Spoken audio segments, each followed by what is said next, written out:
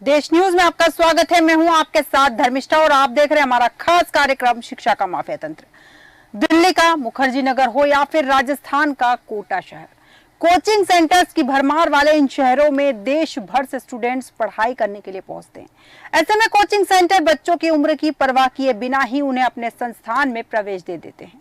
कई बार मनमानी फीस वसूलने के केस भी सामने आते हैं और ऐसी घटनाओं पर लगाम लगाने के लिए केंद्र सरकार ने नई गाइडलाइन जारी की है, जिसके तहत 16 साल से कम उम्र के बच्चे अब कोचिंग में रजिस्ट्रेशन नहीं करा सकेंगे।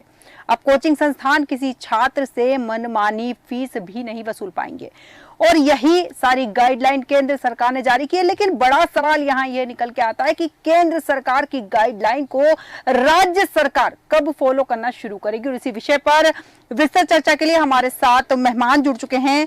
प्रशांत शर्मा जी हमारे साथ जुड़े हैं, करियर काउंसलर। कमल विश्वकर्मा जी हमारे साथ जुड़े हैं, अध्यक्ष पालक महासंघ के। अदिति शर्मा जी हमारे साथ जुड़ी है, शोधकर्ता। आप तीनों का देश न्यूज में बहुत बहुत स्वागत है। सबसे पहले तो प्रशांत जी आपके पास आऊंगी। ये मनमानी फीस वसूल करने के लिए, अब बच्चों को टॉर्चर से बचाने के लिए जिस तरह से केंद्र सरकार गाइडलाइन लेके आई, लेकिन राज्य सरकार लगता है इस ओर पूरी तरह से उदासीन है।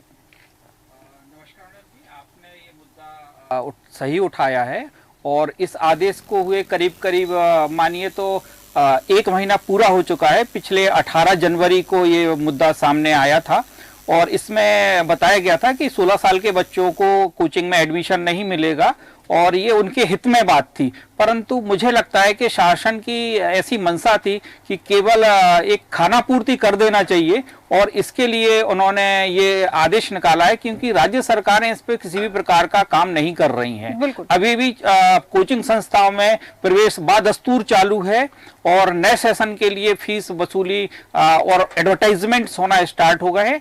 इस प्रकार ऐसा भी उसमें देखने को मिला है कि इनके लिए अभी तक किसी भी कोचिंग संस्थान में ये गाइडलाइंस पहुंची नहीं है और किसी भी प्रकार की शासन के द्वारा हमारे जो राज्य शासन है, ऐसी कोई कमेटी भी अभी मुझे लगता है कि मेरे संज्ञान में तो नहीं आई है कि जो कि गठित हुई हो।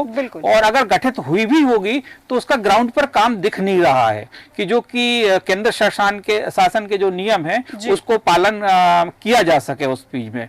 तो ऐसे में अभी भी अभिभावक दुविधा में है कि उनको जो बच्चा उनका रनिंग क्लास में पढ़ रहा है, कक्षा 8वीं में, 9वीं में, 10वीं में है, तो कोचिंग उनसे फीस मांग रही हैं और ऐसी स्थिति में वो दुविधा में है कि वो फीस जमा करें अगले सत्र के लिए या नहीं करें, उन्हें क्या करना चाहिए। तो ऐसे में सरकार को संज्ञान में लेना चाहिए। इनफैक्ट कि हमारा जो शिक्षा विभाग है, हमारे डीओ हैं और बीओ हैं और बीआरसीज वगैरह हैं, इन सभी को इस बात को संज्ञान में लेते हुए और कलेक्टर को भी इसमें देखते हुए कमेटी गठित कर इन पर लगाम लगाना चाहिए कोचिंग संस्थाओं पे और उनको संज्ञान में मामले को लेना चाहिए। बहुत सही बात कही आपको कि इन मामलों पर लगाम लगाने की अति आवश्यकता है, लेकिन सवाल वही है कि अब तक राज्य सरकार ने इस ओर कोई ठोस कदम क्यों नहीं उठाया। कमल विश्वकर्मा जी आपके पास आऊंगी। यहाँ पर मैं जिस तरह से केंद्र ने इस मामले को गंभीरता से लेते हुए गाइडलाइन तो जारी की, लेकिन राज्य सरकार की गंभीरता यहाँ कहीं नजर नहीं आ रही। और बात करें यहाँ पर कोचिंग संस्थानों की पढ़ाई के प्रेशर की, तो बच्चे लगातार 5 घंटे स्कूल में पढ़ते हैं और स्कूल से पढ़ने के बाद 3-4 घंटे लगातार उनके कोचिंग के हो जाते हैं।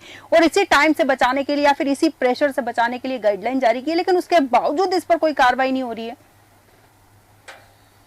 देखिए, भारत सरकार ने जो गाइडलाइन बनाई है उसके लिए बहुत बहुत धन्यवाद। लेकिन भारत सरकार ने सिर्फ और सिर्फ खाना पूर्ति की है। ऐसी गाइडलाइनें भारत सरकार और राज्य सरकारें समय समय पर बनाती रहती हैं, लेकिन उन गाइडलाइनों का कोई भी इम्प्लीमेंट नहीं होता है। ऐसी कई गाइडलाइन है पहले भी शिक्षा के क्षेत्र में बड़ी, और आपने जो आज टीवी पर जो शिक्षा माफिया तंत्र इसका नाम दिया है, मैं आपके देश न्यूज के सभी चैनल को धन्यवाद देता हूं। शिक्षा माफिया हिंदुस्तान में और मध्य प्रदेश में इतना विकराल रूप ले चुका है कि आज शिक्षा लेना इतना कठिन और इतना मुश्किल हो गया है।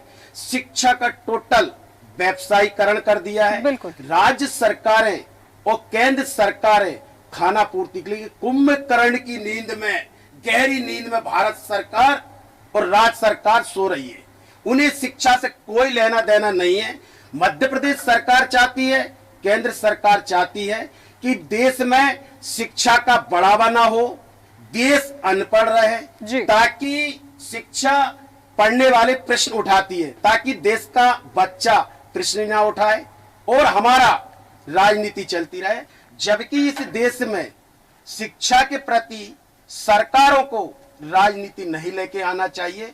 आज पूरे संपूर्ण भारत में कोचिंग क्लासेस का लगभग 60,000 करोड़ का टर्नओवर है। बिल्कुल। जिन पर भारत सरकार 18% सर्विस टैक्स के रूप में लेती है, यानी कि 10,800 करोड़ रुपए का भारत सरकार अपने व्यवसायीकरण करने में हमारे ननिहाल बच्चों का, हमारे अभिभावकों का भविष्य खराब कर रही है। आज 1 महीना पूर्ण होने के बाद भी अगर मध्य प्रदेश सरकार के स्कूल शिक्षा मंत्री या मध्य प्रदेश के माननीय मोहन सरकार के माननीय मुख्यमंत्री जी अगर शिक्षा के प्रति गंभीर नहीं है तो कहीं ना कहीं जाकर मध्य प्रदेश सरकार इस प्रदेश के बच्चों का भविष्य खराब करना चाहती है। एक बात और बताना चाहूंगा इस टीवी के माध्यम से, माननीय मुख्यमंत्री महोदय जी, आप हर मंच पे बोलते हैं मैं किसान का बेटा हूं, मजदूर का बेटा हूं। बिल्कुल आप हो सकते हैं, आप भारतीय जनता पार्टी के 30-35 साल के कार्यकर्ता हैं, आपको पार्टी ने मुख्यमंत्री बनाया है, हम सबके आप मुख्यमंत्री हैं। ये मुद्दा नहीं है, मुद्दा इस प्रदेश का शिक्षा का है, मुद्दा इस प्रदेश का युवाओं का बेरोजगारी का है, मुद्दा इस प्रदेश की महंगाई का है, मुद्दा इस प्रदेश की कोचिंग क्लासेस का है, मुद्दा इस प्रदेश की बिजली का है, मुद्दा इस पर किसान है, इस पर बेरोजगारी। इस तरह के मुद्दों पर आप चर्चा करिए। आप हर मंच पे अपना परिचय मत दीजिए कि मैं क्या हूं और क्या नहीं हूं। आप इस समय हमारे मुख्यमंत्री हैं। आपसे पालक महासंघ का अध्यक्ष होने के नाते मैं आपसे करबद्ध हाथ जोड़ के निवेदन करता हूं कि आप शिक्षा विभाग को आदेश करिए 1 महीने के अंदर। आपसे अभी तक मध्य प्रदेश में कोई भी उस गाइडलाइन पर आपसे कोई भी कानूनी कार्रवाई नहीं हुई। क्या आप लोग चाहते हैं कि मध्य प्रदेश के नौनिहाल बच्चों का भविष्य खतरे में जाए? बिल्कुल, बहुत सही बात कही है आपने कि 1 महीने के बाद भी अभी तक वो गाइडलाइन फॉलो नहीं की गई और राज्य सरकार की साफ तौर पर लापरवाही यहाँ नजर आ रही है। अदिति जी, आपके पास आऊंगी यहाँ पर मैं, जहां हम कोचिंग की व्यवसायीकरण की बात कर रहे हैं। शिक्षा, एक तरह से कहते हैं शिक्षा दान करना चाहिए, लेकिन शिक्षा का यहाँ व्यवसायीकरण किया गया है। केंद्र सरकार ने गाइडलाइन जारी की है कि कोचिंग 16 साल से कम उम्र के बच्चे नहीं जाएंगे और कोचिंग संस्थानों के लिए नियम भी निकाले गए हैं, लेकिन बावजूद इसके लगातार कोचिंग में बच्चे जा रहे हैं और जैसा कि प्रशांत जी ने बताया कि नए वर्ष के लिए भी एडमिशन होना शुरू हो गया। आपको क्या लगता है कि कितना उचित है ये? नमस्कार सभी को। मेरे मानने से जो केंद्र सरकार ने ये जो निर्णय लाया है कि कोचिंग बच्चों को नहीं भेजना चाहिए, ये बहुत ही शोधकर्ताओं के बाद लाया है, क्योंकि इतनी सारी शोध हुई है। न्यूरो साइंस में भी हम जाए, इतने सारे जो लोगों पे, बच्चों पे इसके साइकोलॉजिकल इम्पैक्ट्स पड़ते हैं, उनमें जो डिप्रेशन आता है, सुसाइडल होते हैं वो लोग, तो उसके कारण ये निर्णय आया है। तो उसके लिए मैं धन्यवाद करना चाहूंगी सरकार को, लेकिन अब हमें इसको इम्प्लीमेंट भी करना पड़ेगा। और मैं चाहूंगी, मैं आपका भी धन्यवाद देना चाहूंगी कि ऐसे चैनल्स जो सामने आ रहे हैं कि आप एक उसको डिबेट के रूप में ला रहे हैं, जिससे कम से कम सरकार एक उजागर हो कि हाँ, लोगों को अभी ये सब चीजें इम्प्लीमेंट नहीं हो रही है। बिल्कुल सही कहा आपने कि कानून बना देने से और गाइडलाइन जारी करने से कुछ नहीं होगा। जैसे कि पहले हमारे मेहमानों ने भी कहा है, मुद्दा है उसे इम्प्लीमेंट करवाने का। प्रशांत जी, आपके पास आऊंगी। इस व्यवसायीकरण को रोकने के लिए और खासकर बच्चों के लिए, बच्चों के हित के लिए गाइडलाइन लाई गई, लेकिन जब तक राज्य सरकार या फिर हमारे शिक्षा मंत्री और जिम्मेदार अधिकारी इस पर कार्रवाई नहीं करेंगे, जब तक लगातार नजर नहीं रखी जाएगी, तब तक ये घटनाएं नहीं रुकेगी। और इसी तरह बच्चे लगातार, आपको नहीं लगता है कि पढ़ाई का प्रेशर इतना ज्यादा बच्चों पर हावी हो चुका है कि वो आत्महत्याएं तक कर रहे हैं? धर्मिष्ठा जी, मैं सबसे पहले तो आपको ये बताऊंगा कि अब सरकार को जब देख रहे हैं कि हम अपने आदेश को स्वयं ही फॉलो नहीं करवा पा रहे हैं, तो मुझे ऐसा लगता है कि इस विषय में अब कानून बनना चाहिए। बिल्कुल। क्योंकि अगर कानून इसमें बनेगा तो वो हमारी मजबूरी हो जाएगी कि हमें उसका पालन करना ही है सभी देशवासियों को। लेकिन ये जो आदेश निकला है, ये आदेश का पालन अभी तक सरकार के द्वारा नहीं किया जा रहा है। इनफैक्ट कि अधिकारियों के द्वारा किसी भी प्रकार का एक्शन नहीं लिया जा रहा है। ये बड़ा दुखद है। ये जैसे अदिति मैडम ने भी बताया है कि ये बड़ी शोध के बाद इस चीज को, इस आदेश को लेके आए हैं कि जो छोटे बच्चों की मानसिकता पर जो एक गंदा प्रभाव पड़ता है, क्योंकि हमारा जो समाज है, हमारा जो शिक्षा माफिया तंत्र है, जैसे आपने इसका नाम भी दिया है, ये इसमें नंबरों की होड़ इतनी ज्यादा बैठ रही है कि पालक समझ नहीं पा रहा है कि उसको कुछ नहीं करना, उसको तो सिर्फ नंबर लेके आना है। हमें कैसे भी करके हम नंबर लेके आए इन किन प्रकार, उसके लिए हम बच्चों को सारी जो उनकी व्यवस्थाएं होती हैं, उनके खेल कूद का, उनके मानसिक विकास का, उनके अन्य चीजों के डेवलपमेंट का, शारीरिक विकास का, वो सारी की सारी चीजें एक तरफ हो गई हैं और शिक्षा पूरा का पूरा एक साइड हो गया है। तो ऐसी स्थिति में बड़ा मुझे थोड़ा सा अच्छा नहीं लगता है कि इन बच्चों के साथ इस प्रकार से मजाक क्यों किया जा रहा है कि आदेश निकाल तो दिया है परंतु इसका ग्राउंड लेवल पर इम्प्लीमेंटेशन नहीं दिख रहा है। तो ऐसे में शासन को इसमें संज्ञान में ले, और मेरा मानना है कि अगर आप बच्चों के हित में बात करते हैं तो क्योंकि ये जो आदेश है बड़ा ही उचित आदेश है, और अब बारी आती है हमारे अधिकारियों की, कोई वो इसको कितनी अच्छी तरह से इम्प्लीमेंट करा पाते हैं। बिल्कुल बिल्कुल, बहुत सही बात कही आपने कि आदेश बहुत अच्छा है, लेकिन सवाल अभी भी वही है कि आदेश अच्छा होने से कुछ नहीं होगा जब तक कि वो इम्प्लीमेंट नहीं होगा, जब तक इसका लाभ उन बच्चों को नहीं मिलेगा जिनके लिए ये गाइडलाइन जारी की गई है। कमल जी, आपके पास आऊंगी यहाँ पर मैं, जहां हम एक और बात करें नंबर बढ़ाने की, जैसे कि प्रशांत जी ने भी कहा कि लगातार होड़ चल रही है सबसे ज्यादा नंबर लाने की, और कहीं ना कहीं माता पिता भी नंबरों के भ्रमजाल में फंस चुके हैं। देखते हैं कोचिंग के लिए जब बच्चों को लेके जाते हैं तो देखते हैं कि वो जब गारंटी देते हैं कि 100 में से 100 आपका बच्चा लेके आएगा, यहाँ एडमिशन करवाइए, माता पिता भी बच्चों को वहीं धकेल देते हैं और लगातार 100 में से 100 नंबर लाने का उनके ऊपर प्रेशर बनाया जाता है, और कई बार वो प्रेशर बच्चे नहीं झेल पाते। धर्मिष्ठा जी, जैसे कि आपने कहा कि कोचिंग संचालक बोलते हैं कि 100 में से 100 नंबर हम दिलवाएंगे और हम लोग इस तरह के, लेकिन मैं उन कोचिंग संचालकों को इस टीवी के माध्यम से जानकारी देना चाहता हूं।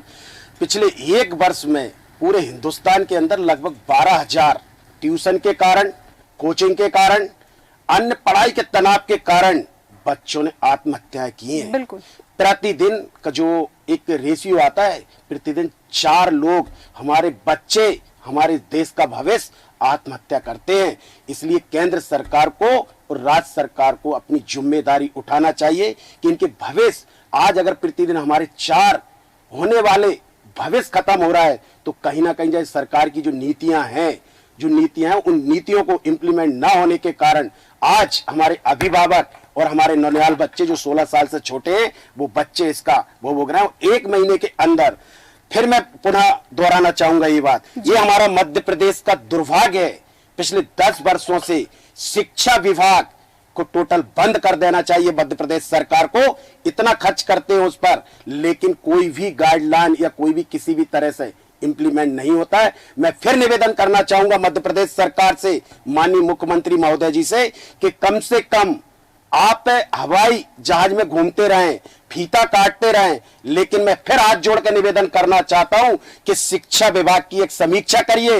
पिछले 2014 से लेकर आज मध्य प्रदेश शिक्षा में हमारा प्रदेश कहां पहुंच चुका है। इसलिए माननीय महोदय जी, जो पिछली 1 महीने पहले गाइडलाइन आई है, आप शिक्षा मंत्री जी को आदेश दीजिए और उस पर इंप्लीमेंट कर ये बताए प्रदेश के अभिभावकों को और बच्चों में कि हम मध्य प्रदेश सरकार की ओर से हमने ये काम किया। नहीं तो ऐसी गाइडलाइन है पिछले देखते देखते 30 साल हो गई, बनती हैं और बिगड़ती हैं, लेकिन आप कुछ नहीं करते हैं। हमारी एक ही मांग है कि इस पर गाइडलाइन की जगह सख्त कानून बनाकर और उसको मध्य प्रदेश को या पूरे देश में इसको चलाना चाहिए। बिल्कुल बिल्कुल, बहुत सही बात कही कि गाइडलाइन के बजाय इस पर सख्त से सख्त कानून बनना चाहिए। अदी जी, आपके पास आऊंगी यहाँ पर मैं, जिस तरह से बात करी जा रही है कि गाइडलाइन नहीं, सख्त से सख्त कानून बनना चाहिए, लेकिन आपको नहीं लगता है कि कानून बनने के बाद भी कई लोग, जिसे कहते हैं ना, बहुत सारे कानून बनते हैं लेकिन कानून तोड़ने वाले उससे पहले उसको तोड़ने की प्रिपरेशन कर लेते हैं।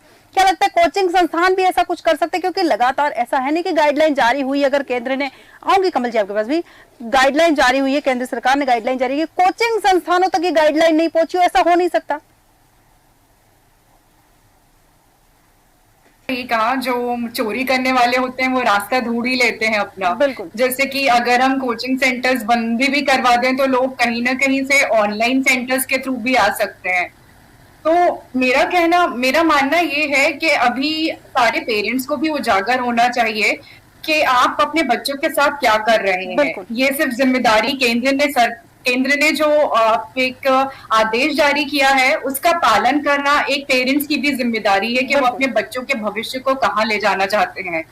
क्योंकि आज अगर हम लोगों का मानना ऐसा है, पेरेंट्स का ऐसा मानना है कि जब बच्चा 10 से 16 साल का रहता है तो उसके लिए सिर्फ पढ़ाई ही जरूरी है, क्योंकि वो उसका करियर बना देगा। लेकिन आजकल इतनी शोध हो गई है, इतनी ज्यादा शोध हुई है साइकोलॉजी में, न्यूरोलॉजी में, और सिर्फ वो मनगढ़ंत शोध नहीं है, उन्होंने पूरी ब्रेन मैपिंग से लेके हर चीज में शोध करी है। और उन्होंने ये पाया है कि बच्चे के ओवरऑल डेवलपमेंट के लिए सिर्फ पढ़ाई ही जरूरी नहीं है, बहुत कुछ चीजें जरूरी है जो उसका एक पूरा एक पर्सन बनाता है। और इस समय 10 से जब 16 साल का जब बच्चा होता है तो उसके दिमाग में बहुत चेंजेस आते हैं। बिल्कुल। उस चेंजेस के लिए हमें उसके विकास के लिए सिर्फ पढ़ाई के लिए नहीं, उसको बहुत कुछ सिखाना पड़ता है। तो ये जिम्मेदारी पेरेंट्स की भी है, हर उस इंसान की है जो आप देख भी रहे हैं। मैं उनसे भी अनुरोध करना चाहूंगी कि अगर आपके हाथ में ये है कि आप लोगों पेरेंट्स को उजागर कर सके, या जो छोटी छोटी कम्युनिटीज है वो भी अपना आगे आए और इस चीज को सरकार को सहयोग करें कि ये चीज जल्द से जल्द जो कोचिंग सेंटर्स ऐसा एक धंधा चला रहे हैं उससे बंद हो और बच्चों को मुक्ति मिले और वो आगे बढ़ सके। बिल्कुल बिल्कुल, सच्चे रूप में आगे बढ़। बिल्कुल, बहुत सही बात कही आपने कि माता पिता को भी आगे आना पड़ेगा। लगातार जो बच्चों के ऊपर प्रेशर बनाते हैं 100 में से 100 लाने का, उस प्रेशर को कम करना होगा। बच्चों को बताना होगा कि पढ़ाई के साथ साथ उनके लिए खेल कूद भी जरूरी है। और कई बार कहा भी जाता है कि जो बच्चा पढ़ाई में अच्छा नहीं हो, जरूरी नहीं कि वो भविष्य में कुछ नहीं कर सकता, वो खेल में कर सकता है, वो एक्टिंग में कर सकता है। ऐसी बहुत सारी चीजें हैं जिसमें बच्चा आगे बढ़ सकता है। जी कमल जी, आप कुछ कह रहे थे। देखिए, जैसे कि अभी आपने कहा था कि जो अदिति जी ने कहा कि वो चोरी करने के लिए कई रास्ते ढूंढ लेते हैं। बिल्कुल, ये बात बिल्कुल सही है। आजकल बड़े बड़े स्कूलों ने कोचिंग संचालकों से टाई अप कर लिया है कि आप 16 साल के बच्चों के लिए हमारे स्कूल में आप एक क्लास लीजिए, रूम लीजिए और आप यहाँ पर अपनी कोचिंग दीजिए। तो इस तरह के कई चोरी वाले रास्ते ढूंढ लिए। तो ऐसे संचालकों पर, चाहे वो स्कूल संचालक हो और चाहे कोचिंग संचालक हो, अगर 16 साल से नीचे बच्चे अगर पाए जाते हैं तो हमारी तो एक ही मांग है, उस स्कूल की भी मान्यता रद्द होना चाहिए और स्कूल का जो कोचिंग संचालक है उस पर कानूनी कार्रवाई के तहत उस पर आर्थिक दंडात्मक भी कार्रवाई होना चाहिए। बिल्कुल, आर्थिक दंडात्मक कार्रवाई भी होना चाहिए। बहुत सही बात करी। वैसे स्कूल की मान्यता भी रद्द हो जानी चाहिए। प्रशांत शर्मा जी, आपके पास आपको मैं एक बार कोचिंग संचालकों को, अगर किसी ने आदेश नहीं पढ़ा है तो मैं उसको याद दिलाना चाहता हूं कि उस आदेश में स्पष्ट लिखा है कि किसी भी 16 साल से कम उम्र के बच्चों को अपने संस्थानों में एडमिशन ना दिया जाए, किसी भी प्रकार का भ्रामक प्रचार ना किया जाए, किसी भी प्रकार की गारंटी नहीं दी जाए। उसमें जो टीचर्स हैं, टीचर्स क्वालिफाइड हों, कम से कम स्नातक स्तर के टीचर हों। बिल्कुल, उन टीचरों की जो संपूर्ण शिक्षा के बारे में जानकारी अपने साइट्स पर डालें। फीस का सही तरीके से डिस्क्रिप्शन अपने नोटिस बोर्ड पे लगाएं। अगर किसी छात्र ने बीच में कोचिंग छोड़ दी है तो वो 10 दिन के अंदर उसकी जो बकाया राशि है उसको लौटाएं। उसमें समुचित सुरक्षित वातावरण हो ताकि किसी प्रकार की कैजुअलिटी या किसी अचानक कोई घटना होती है तो उससे आगजनी वगैरह होती है तो उससे बचा जा सके। ऑक्सीजन का प्रभाव प्रॉपर तरीके से होना चाहिए। जो दिव्यांग बालक हैं उनके लिए भी उचित व्यवस्था होना चाहिए। इनफैक्ट ये रैंप वगैरह प्रॉपर तरीके से डिजाइन होना चाहिए कोचिंग संस्थाओं में। तो ये सारी व्यवस्थाएं आपको करनी है और समय समय पे आपकी कोचिंग से संबंधित जितनी भी जानकारियां हैं वो शिक्षा विभाग या अन्य संबंधित विभाग को देनी चाहिए। अगर ऐसा कोचिंग नहीं करता है तो उस पर दंडात्मक कार्रवाई होती है, जिसमें शुरुआती दौर में 25,000 का जुर्माना है। अगर उसके बाद भी नहीं मानता है तो जुर्माने की राशि ये 1 लाख रुपए से अधिक हो सकती है। बिल्कुल बिल्कुल प्रशांत जी, बहुत सही बात कही आपने। लेकिन बड़ा सवाल यहाँ ये है कि इतनी सब कुछ गाइडलाइन में दिया हुआ, इतना कुछ है, उसके बावजूद अगर शिक्षा अधिकारी या फिर शिक्षा मंत्री की यहाँ मैं बात करूँ, जब तक वो जागरूक नहीं होंगे, जब तक कोचिंग संस्थानों की लगातार पड़ताल नहीं होगी, तब तक इस तरह के मामले नहीं रुकेंगे। और दूसरा सवाल मेरा यही है कि जिस तरह से गाइडलाइन जारी हुई है, बहुत सारे नियम जो आपने बताए भी है, लेकिन कई नियम तो माता पिता को भी अभी तक पता नहीं होंगे। और जब माता पिता को नहीं पता होंगे तो आपको क्या लगता है कि सरकार को ऐसा भी कुछ व्यवस्था करनी चाहिए जिससे ये आसानी से माता पिता तक या हर पेरेंट तक, हर आम नागरिक तक ये जानकारी पहुंचे? मैं इसमें अदिति जी से पूरी तरह से सहमत हूं। उन्होंने जिस बहुत ही अच्छी बात रखी है कि चोरी का माध्यम तो ये ढूंढ लेंगे, तो उसमें हमारे जो पेरेंट्स हैं उनको जागरूक होना पड़ेगा, उनको ये चीज समझनी पड़ेगी कि पढ़ाई सब कुछ नहीं है, बहुत कुछ है लेकिन वो उस पे सब कुछ नहीं है। अगर उस चीज में बच्चा हमारा किसी भी विषय में वो आगे बढ़ता है या किसी क्षेत्र में आगे बढ़ता है, वो किसी खेल में आगे भी बढ़ सकता है, वो पढ़ाई के किसी अन्य क्षेत्र में, जरूर नहीं है उसको मैथमेटिक्स या गणित का ही दबाव बनाया जाए या इंजीनियरिंग बनाया जाए या डॉक्टर बनाया जाए, वो कई अन्य चीजें भी हमारे शासन के पद हैं जिसमें अकाउंटेंसी है, बैंकिंग है, आप किसी एरोनॉटिकल इंजीनियरिंग में जा सकते हैं, आप शॉर्ट हैंड में जा सकते हैं, कई ऐसी विधाएं हैं जिनमें अपना वो क्षेत्र अपना बना सकते हैं। तो ऐसी स्थिति में हमें समय समय पे अपने शासन को, हमें पेरेंट को भी जागरूक होना पड़ेगा। ऐसी जानकारियां आपका जो चौथा स्तंभ है आपके चैनल के माध्यम से भी, सभी चैनलों के माध्यम से मिलनी चाहिए। जागरूकता अभियान सरकार को चलाना चाहिए ताकि इसमें हमारे अच्छे से अच्छे रिजल्ट्स आ सकें कि हमारे जो बच्चों की मानसिक अवस्था है उस पर किसी भी प्रकार का दुष्प्रभाव ना आए, क्योंकि ये दुष्प्रभाव कहीं ना कहीं विकृति उत्पन्न करता है। और बोलते हैं कि अगर हमने सही समय पर एक कदम ना उठाया जाए तो हमारी जो आगे आने वाली पीढ़ी है उस पर भी बहुत ही बुरा इफेक्ट आता है। और ऐसे में बच्चा जब प्रेशर ज्यादा होता है तो गलत कदम या गलत राह पे चला जाता है। बिल्कुल। तो ऐसी स्थिति में सरकार को इस आदेश को बड़े स्ट्रिक्ट रूप से अब निभाने का समय आ गया है कि हम कोचिंग को जब हम कोचिंग संस्थाओं पे इसका लगाम लगाएंगे तो ये मेरा ऐसा मानना है कि हम करीब 60% इसको कम कर सकते हैं। अभी पूरा तो फिर भी नहीं इसमें होगा, लेकिन वो सभी की भागीदारी इसमें सुनिश्चित करनी होगी। और जहां सभी की भागीदारी सुनिश्चित हो जाती, जैसे अभी साइबर लॉ भी बना, एक्ट भी बना है, तो इसमें भी अगर ऑनलाइन इसी प्रकार का कोई अगर क्लासेस वगैरह होती हैं इन बच्चों के लिए और दबाव आता है तो सरकार को एक्शन में आना ही होगा। अगर सरकार एक्शन में नहीं आएगी तो ये बच्चों के भविष्य के साथ में बहुत बड़ा खिलवाड़ होगा। बिल्कुल बिल्कुल, बहुत सही बात कही आपने कि सरकार अगर एक्शन में नहीं आएगी तो बच्चों के भविष्य के साथ बहुत बड़ा खिलवाड़ है। लेकिन प्रशांत जी, एक चीज और जानना चाहूंगी यहाँ पर मैं आपसे, जिस तरह हम बात कर रहे हैं कि खिलवाड़ बच्चों, अगर माता पिता बच्चों को कोचिंग भेजना बंद कर दे, जहां लग रहा है कि वो लगातार कंपटीशन बता रहे हैं या 100 में से 100 नंबर लाने की गारंटी दे रहे हैं, और माता पिता भी ये बात बहुत अच्छे से समझते हैं कि बच्चा हमारा किस तरह का है, कितना पढ़ाई में आगे है, कितना पीछे है, अगर नंबरों के पीछे भागना बंद कर दे तो आपको नहीं लगता है कि बहुत कुछ सुधर जाएगा? धर्मिष्ठा जी, इसमें एक जो हमारी जो साइकोलॉजी है उसमें बताते हैं कि अगर हम किसी भी कार्य को 21 दिन लगातार करते हैं जी, उसी समय करते हैं जिस समय हमारा समय होता है, और 21 दिन बाद अगर हम उस काम को छोड़ देते हैं तो हमारे अंदर जो फीलिंग्स है वो फीलिंग्स पॉजिटिव नहीं होती है, वो नेगेटिव फीलिंग्स आती है कि आज हमने कुछ काम किया नहीं है।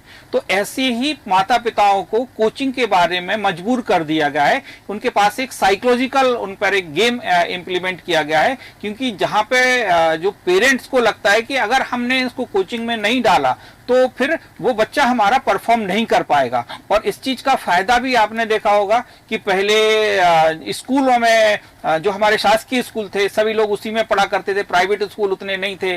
जब ये धंधा बना है एजुकेशन को, जैसे कमल जी ने बताया कि बिजनेस बन गया, माफिया बन गया है, तब ये प्राइवेट स्कूल इस चीज में आए। और अच्छी भी चीज है कि ये जन जन तक ये शिक्षा पहुंचे, लेकिन इसका दुरुपयोग किस प्रकार से किया जा रहा है आप देख सकते हैं कि इसमें हमारे जो अधिकारी हैं उन्होंने भी अपने बच्चों को उठा के इनको निजी स्कूलों में एडमिशन कराया। और अब स्थिति ये आ गई है कि उन स्कूलों से, प्राइवेट स्कूलों से ऊपर उठ के कोचिंग संस्थान हो गए हैं, और लोग आजकल डमी एडमिशन कराने लगे हैं। इसमें कमल जी ने भी बताया है कि वो अपने कोचिंग संस्थानों में तो वो रहते, उनका नाम उसमें लिखा हुआ है, स्कूल में लिखा हुआ है, परंतु वो जाते पूरे समय कोचिंग में पढ़ने के लिए हैं। तो ऐसी स्थिति में ये विकृति बढ़ती जा रही है समाज के अंदर। और सरकार के ऐसा भी नहीं कि इसमें संज्ञान में नहीं हो, सरकार के भी संज्ञान में है, बस वक्त है उस पर, अब सही वक्त आ गया है कि उसमें हमें एक्शन लेना होगा। बिल्कुल, बहुत सही बात कही आपने कि एक्शन लेना होगा, वक्त आ गया है, क्योंकि बच्चों के जीवन के साथ कब तक खिलवाड़ होगा, इसलिए वक्त आ गया है, सरकार को एक्शन लेना होगा और इस गाइडलाइन को फॉलो करना बहुत ज्यादा जरूरी है। प्रशांत जी, कमल विश्वकर्मा जी और अदिति शर्मा जी, आप तीनों मेहमानों का बहुत बहुत धन्यवाद हमारे साथ इस चर्चा में शामिल होने के लिए। कोचिंग सेंटर्स की मनमानी कोचिंग सेंटर्स जो मनमानी करते हैं, उम्र की परवाह किए बिना ही छोटे छोटे मासूम बच्चों को संस्थान में प्रवेश देते थे। कई बार फीस वसूलने के केस भी हमारे सामने आते हैं और इन्हीं घटनाओं पर लगाम लगाने के लिए केंद्र सरकार ने नई गाइडलाइन जारी की। लेकिन उस गाइडलाइन का असर राज्य सरकारों पे कब होता है, ये देखना दिलचस्प होगा। हमारे आज के खास कार्यक्रम में इतना ही। बने रहिए देश न्यूज के साथ।